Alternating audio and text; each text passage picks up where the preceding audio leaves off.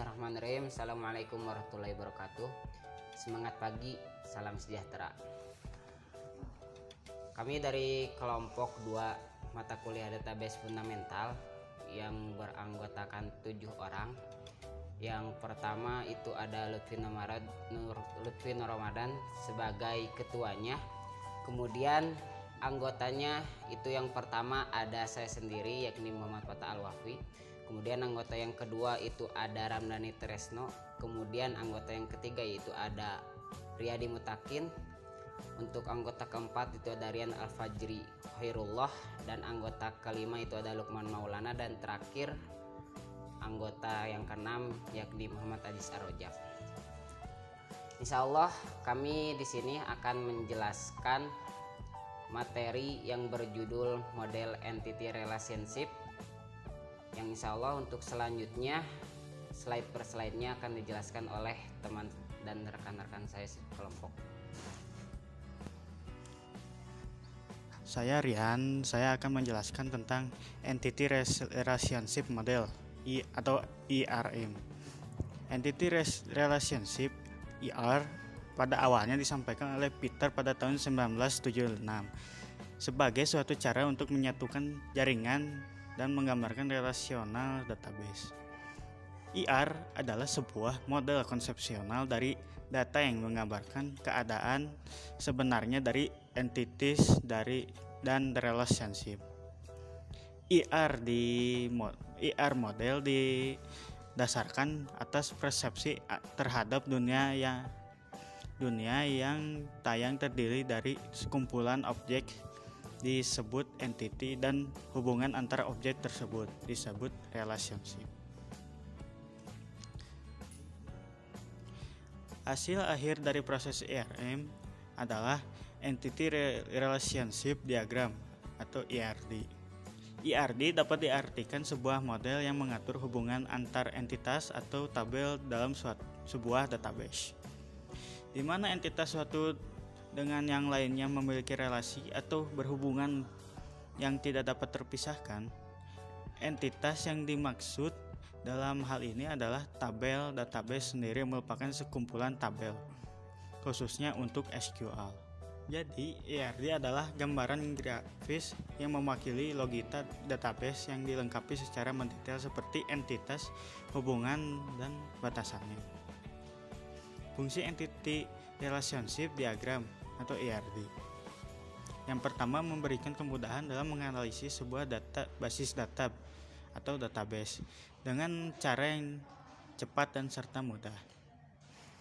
Lalu yang kedua, menjalankan hubungan antar data yang memiliki keterkaitan terhadap objek yang dihubungkan dengan suatu relasi. Lalu yang ketiga, mendokumentasikan data yang ada dalam sebuah basis data dengan cara menganalisis serta mengidentifikasi setiap objek atau entitas dan relasinya. Lalu yang keempat, melakukan pengujian model yang telah dibuat. Kemudian yang selanjutnya itu ada diagram IR yang terdiri dari 4 diagram.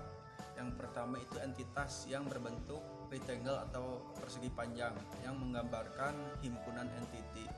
Kemudian ada atribut yang melambangkan opal atau X-clip menggambarkan atribut entity. Yang ketiga itu ada relasi yang berbentuk diamond menggambarkan hubungan antara himpunan entity. Dan yang terakhir line, yaitu garis menghubungkan antar objek dalam diagram IR.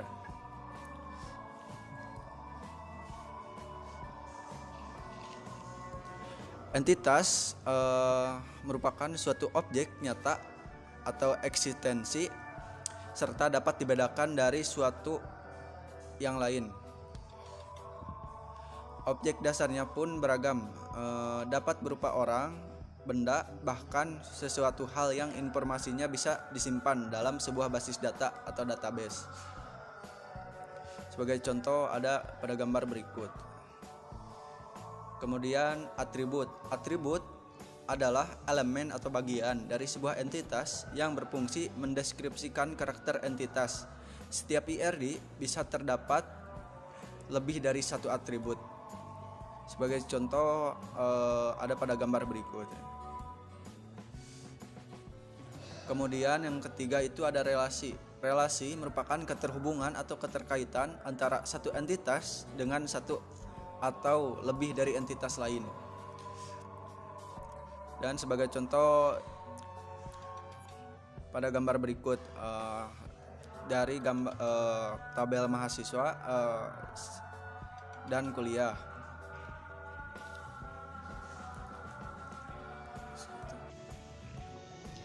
Berikut adalah notasi-notasi IRD.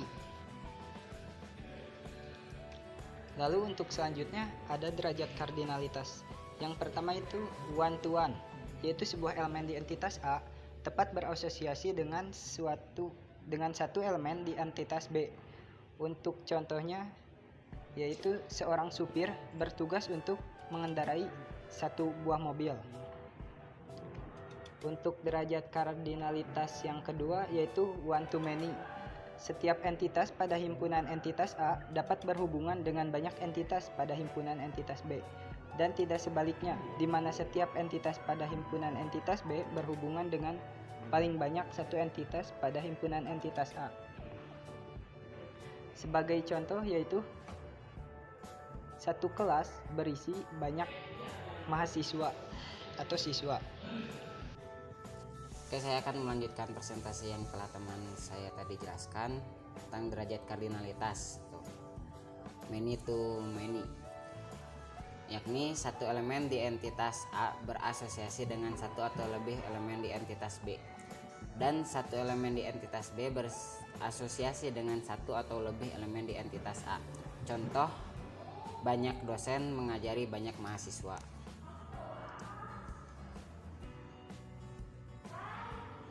Kemudian ada simbol-simbol kardinalitas IRD.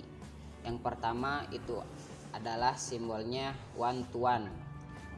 Kemudian untuk simbol yang kedua itu one to n atau one to many. Kemudian simbol yang ketiga yaitu n to n, many to many. Lambang M atau many bisa digantikan dengan n. Kemudian ada juga contoh kasus IRD. Contoh kasus IRD contohnya yakni entitas dosen memiliki banyak atribut. Yang pertama atributnya yakni nama dosen, yang kedua yakni NIP dosen, yang ketiga yakni materi ajar, yang keempat yakni durasi mengajar, dan yang terakhir yakni tempat mengajar. Kemudian dari entitas dosen itu memiliki relasi mengajar mata kuliah. Nah, dari mata kuliah itu ada banyak atribut juga. Atribut yang pertama itu ada nama mata kuliah, kemudian kode mata kuliah, kemudian yang selanjutnya yang ketiga jenis mata kuliah, kemudian yang keempat itu jumlah SKS, kemudian yang kelima itu durasi mata kuliah, kemudian yang keenam itu ruang mata kuliah, dan terakhir yang ketujuh yakni materi mata kuliah. Kemudian dari mata kuliah itu memiliki relasi belajar mahasiswa. Nah, dari mahasiswa itu juga yang menjadi entitas memiliki banyak atribut pula. Nah, atribut yang pertama itu ada nama mahasiswa, kemudian atribut yang kedua itu ada NIM mahasiswa, kemudian yang ketiga itu ada durasi belajar, kemudian yang keempat itu ada jumlah SKS, dan yang terakhir itu ada ruang kelas. Nah, itu adalah contoh daripada kasus IRD.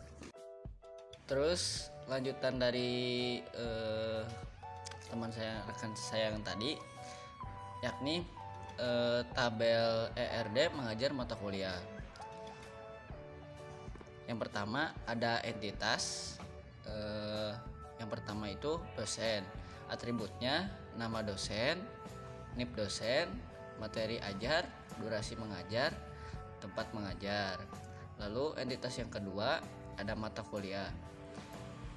Atributnya nama nama mata kuliah, kode mata kuliah, jenis mata kuliah, jumlah SKS, durasi mata kuliah, ruang mata kuliah, materi mata kuliah. Lalu yang ketiga entitasnya adalah mahasiswa. Mahasiswa di sini mempunyai atribut nama mahasiswa, NIM mahasiswa, durasi belajar, jumlah SKS dan ruang kelas.